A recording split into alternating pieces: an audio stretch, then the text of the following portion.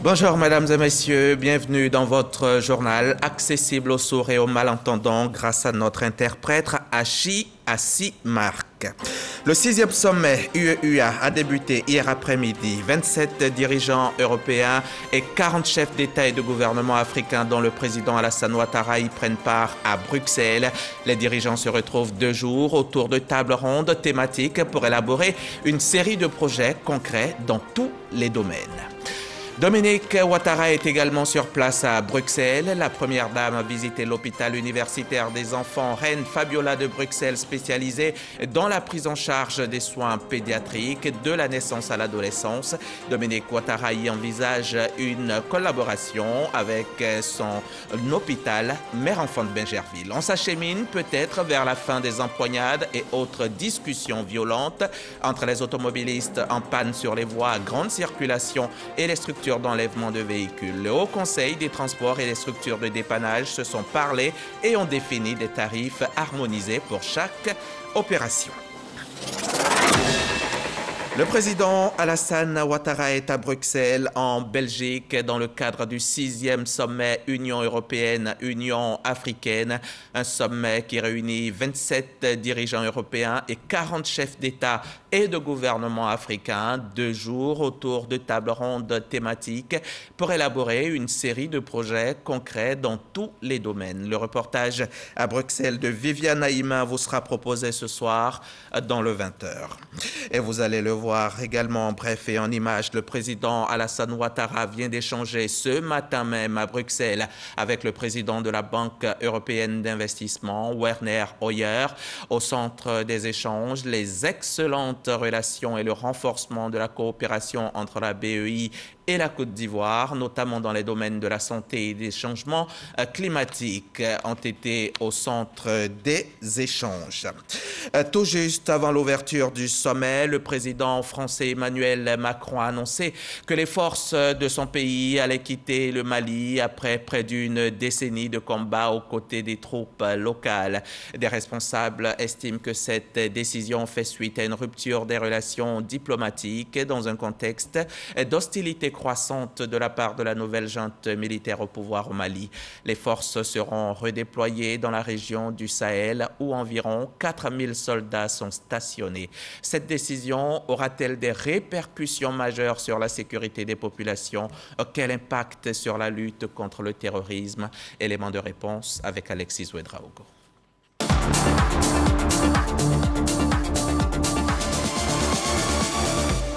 Bien, mesdames et messieurs les ministres, L'annonce est tombée ce lundi à Paris.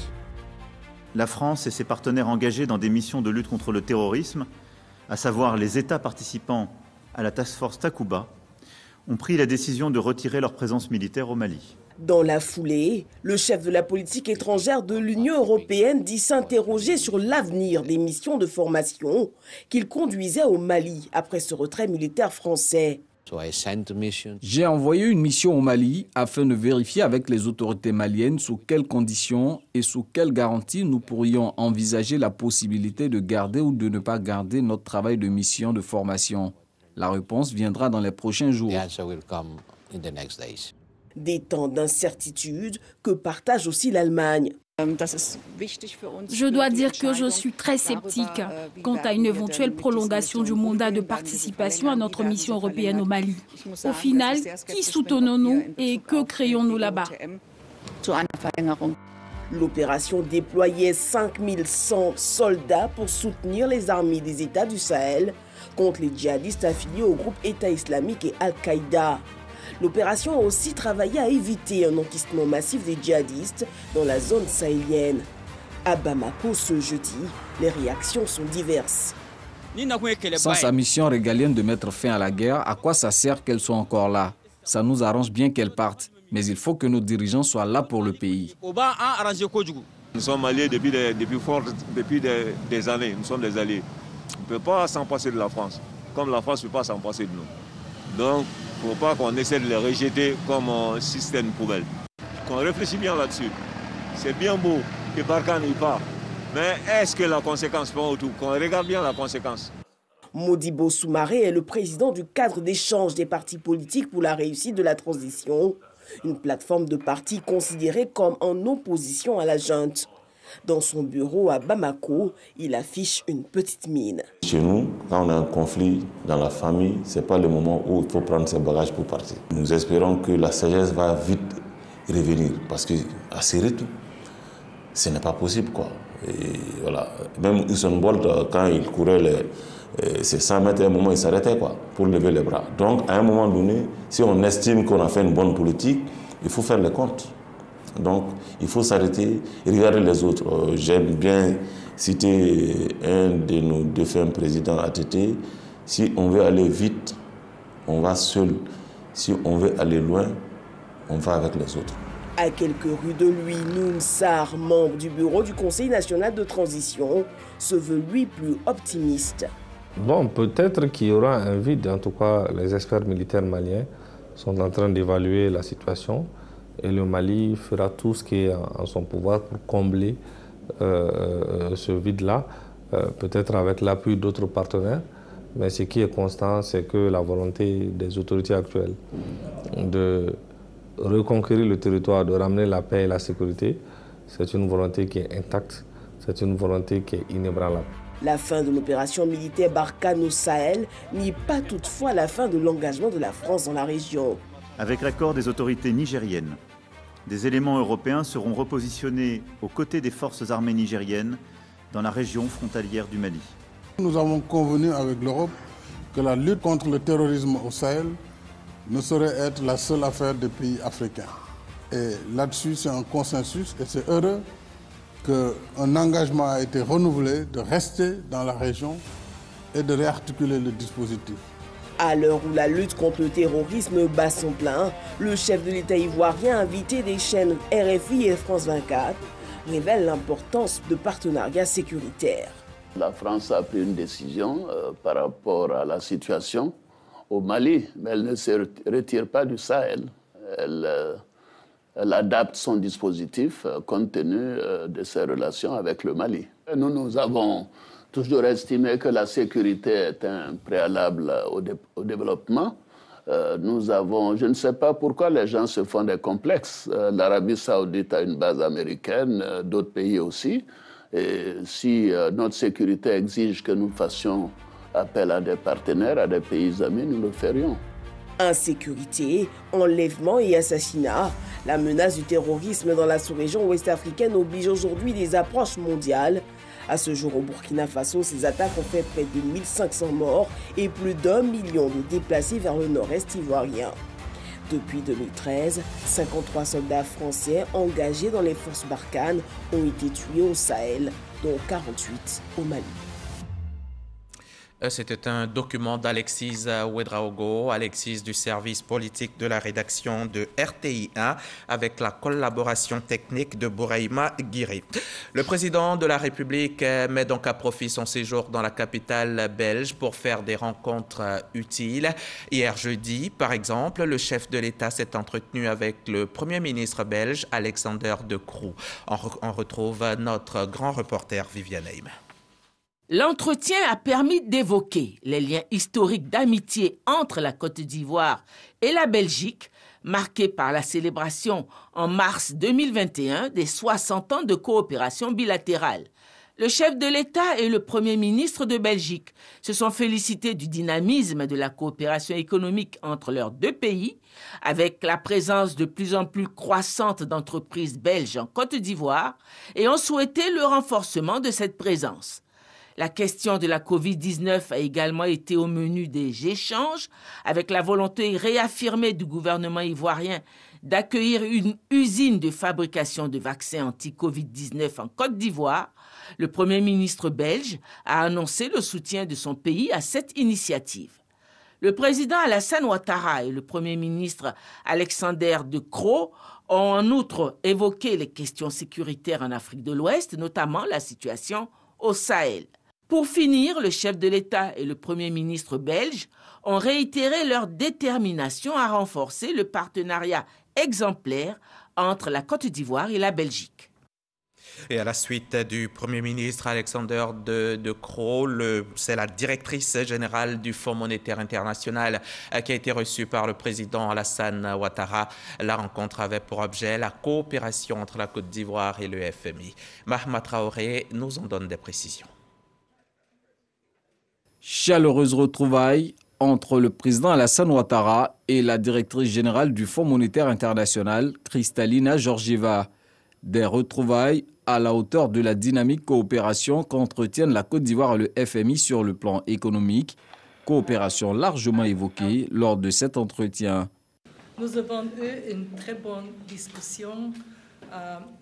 La situation économique de Côte d'Ivoire, la situation particulièrement le Sahel et la coopération entre nous. Nous avons discuté la nécessité d'augmenter la production de vaccins en Afrique. C'était une opportunité de dire merci pour le leadership économique et politique dans les régions. Quant au chef de l'État, il a tenu à rendre hommage à la patronne du FMI. Toute notre gratitude. Pendant 10 ans, nous avons travaillé avec le Fonds monétaire international. Et depuis qu'elle est arrivée, les concours à la Côte d'Ivoire ont été multipliés par X. Et c'est grâce à cela que nous sommes en mesure de financer tous ces projets que vous voyez et également de financer notre économie et de réduire la pauvreté. Au terme d'une mission virtuelle effectuée à Abidjan du 25 janvier au 3 février dernier, le FMI avait attesté de la résilience de l'économie ivoirienne face à la pandémie de Covid-19. Dominique Ouattara a effectué le déplacement de Bruxelles en compagnie du chef de l'État. Sur place, la première dame a visité l'hôpital universitaire des enfants Reine Fabiola de Bruxelles, un établissement spécialisé dans la prise en charge des soins pédiatriques. Dominique Ouattara s'y est imprégné de l'expérience de cet hôpital en vue d'une collaboration future avec l'hôpital mère-enfant de Bingerville. Toujours depuis Bruxelles, le reportage de Mahama Traoré.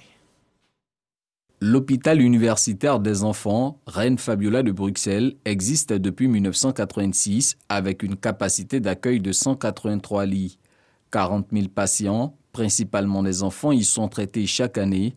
Cette vocation, similaire à celle de l'hôpital mère-enfant de Bingerville en Côte d'Ivoire, est à l'origine de la visite effectuée ce mercredi par la première dame dans cet établissement bruxellois.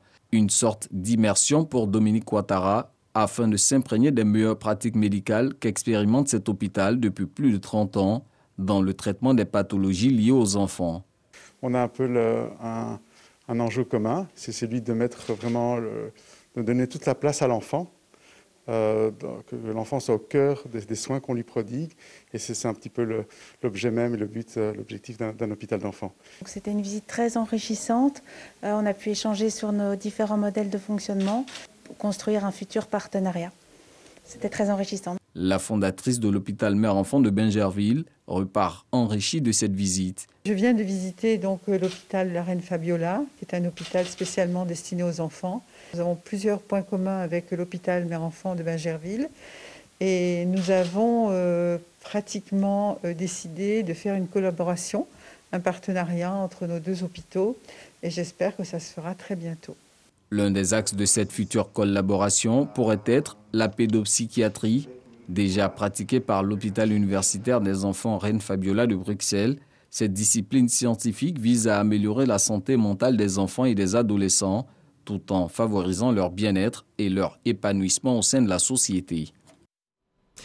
Patrick Achiche, lui, est à Abidjan. Hier, le Premier ministre ouvrait les travaux de la 7e conférence mondiale du cajou, un événement d'envergure qui se tient ici en Côte d'Ivoire. L'objectif de cette édition étant de rendre plus compétitive la filière anacarde. Ce sont donc plusieurs centaines de participants venus de pays producteurs de noix de cajou qui y prennent part. Le compte-rendu d'Abou Sanogo. Cette 7e rencontre mondiale du cajou se tient conjointement avec la 4e édition des Journées nationales des exportateurs de Côte d'Ivoire. Ouverte en présence du Premier ministre Patrick Achi, ces rencontres vont durant 3 jours permettre aux décideurs publics et privés, aux partenaires, aux producteurs et aux sachants de porter la réflexion sur des problématiques de la filière anacarde en Côte d'Ivoire et dans le monde autour du thème. Soutenir la croissance du secteur de la noix de cajou en Afrique grâce à la transformation de la production et à l'exportation de la noix de cajou. Ces 2 dernières années, à l'instar de la tendance négative de l'économie mondiale, la filière cajou ivoirien a connu des avancées notables, faisant de notre cher pays un acteur incontournable de cette culture stratégique. Preuve que les réformes entreprises par votre gouvernement et l'indéfectible soutien apporté personnellement par le chef de l'État, le président de la République, son Excellence Alassane Ouattara, ont porté fruit. Le Premier ministre Patrick Achi s'est félicité de la tenue de cette rencontre en terre ivoirienne et a assuré les organisateurs du soutien de la Côte d'Ivoire. La filière mondiale de l'anacarde a connu ces dernières années une forte progression, notamment dans plusieurs économies africaines.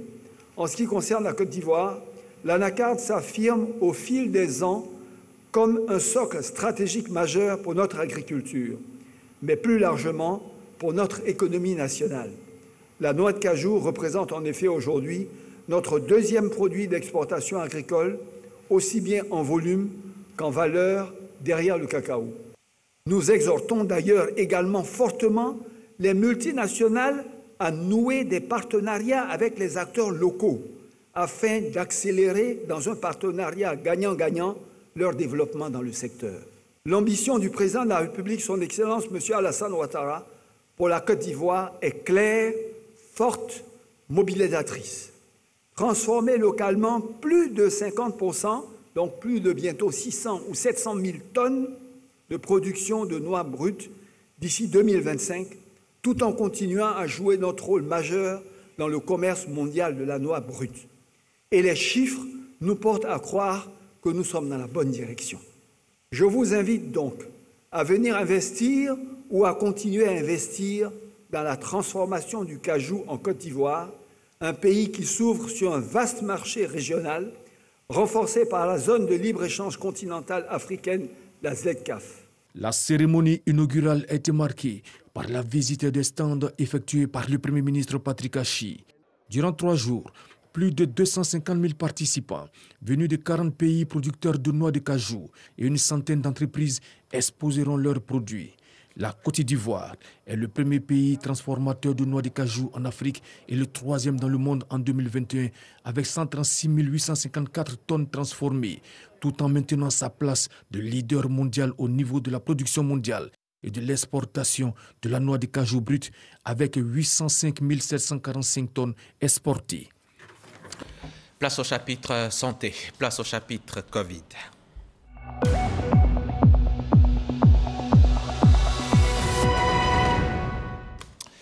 Le coronavirus est toujours parmi nous. Il avance, il contamine, il tue. Hier jeudi, on a enregistré 29 nouveaux cas pour un total de 81 291 personnes contaminées en Côte d'Ivoire depuis mars 2020. Et à ce jour, 1393 cas de Covid sont encore actifs et 791 décès sont à déplorer. Portons nos masques de protection, lavons-nous les mains régulièrement. Ce sont des gestes simples, mais qui peuvent sauver des vies.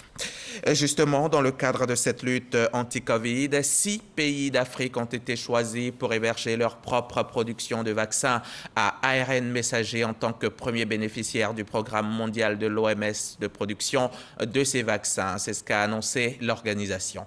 L'Afrique du Sud, l'Égypte, le Kenya, le Nigeria, le Sénégal et la Tunisie ont été choisis par l'OMS donc afin de permettre au continent africain qui a eu un accès restreint aux vaccins anti-Covid de fabriquer ses propres vaccins pour lutter contre la pandémie de coronavirus et d'autres maladies.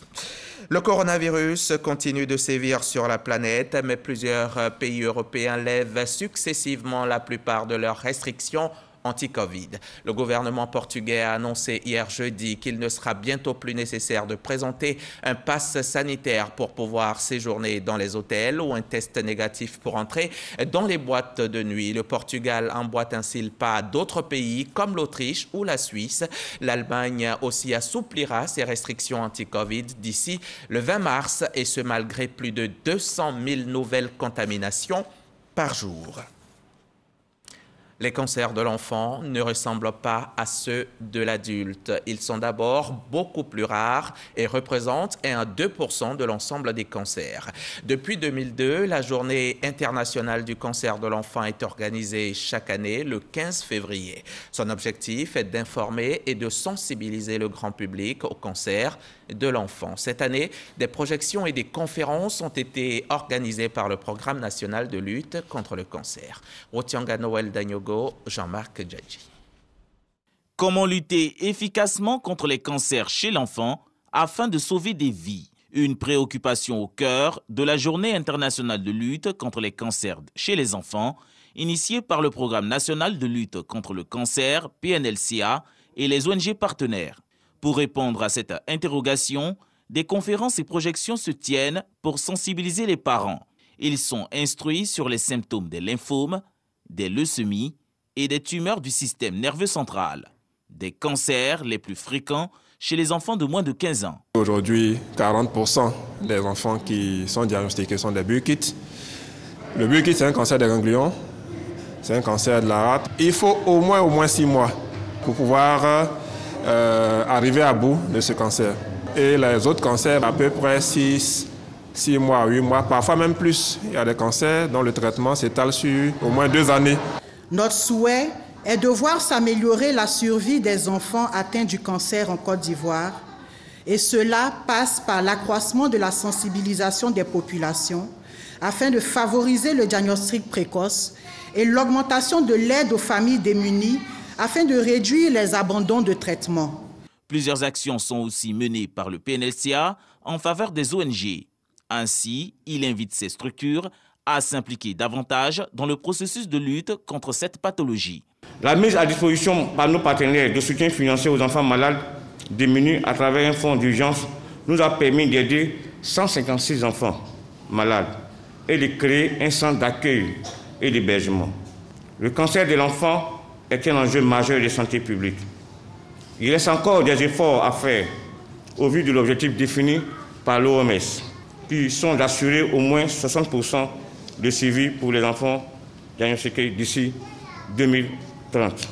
La Journée mondiale de lutte contre les cancers chez l'enfant est célébrée le 15 février de chaque année. Le thème retenu pour cette année 2022 est « Diagnostiquer précocement pour sauver des vies ». En Côte d'Ivoire, 8 enfants sur 10 guérissent du cancer. Rapport des 4 dernières années du ministère de la Santé, de l'Hygiène publique et de la couverture maladie universelle. Et on peut ajouter, Jean-Marc Djadji, que les leucémies, les tumeurs du système nerveux central et les lymphomes sont les principales pathologies cancéreuses rencontrées chez les moins de 15 ans, chez les enfants donc de moins de 15 ans. Les enfants dont le bien-être est une préoccupation pour le gouvernement, d'où la caravane de la solidarité. La commune de Songon est le point de départ de cette caravane initiée par le ministère de la Femme, de la Famille et de l'Enfant. Et comme son nom l'indique, la caravane de la solidarité a fait des heureux, une centaine d'heureux, notamment des orphelins et des veuves qui ont reçu des kits alimentaires. Walter Amadou Ouattara, de retour de Songon. Le programme gouvernemental Côte d'Ivoire solidaire traduit en actes concrets sur le terrain. Des départements ministériels sont résolument inscrits dans cette vision du président de la République, Alassane Ouattara. À Songon, ce ne sont pas ces 100 bénéficiaires qui diront le contraire. Des personnes vulnérables, composées d'orphelins et de veuves, reçoivent des kits alimentaires. Leur porte-parole exprime sa gratitude. À tous ceux, de près comme de loin, qui ont contribué à notre joie ce matin. Que Dieu, dans sa bonté, vous rende au centuple. Merci infiniment. Cette activité est possible grâce à un effort conjoint, direction de la promotion de la famille, département du ministère de la Femme, de la Famille et de l'Enfant et son partenaire, la Fondation Couillot. La Fondation Couillot est une organisation qui lutte pour la préservation, pour l'unité et au renforcement du bien-être familial. Avec un peu d'action, nous pouvons rendre des familles heureuses. Et nous sommes dans cette dynamique pour accompagner les familles vulnérables. Le profil de personnes vulnérables est identifié par la direction de la promotion de la famille.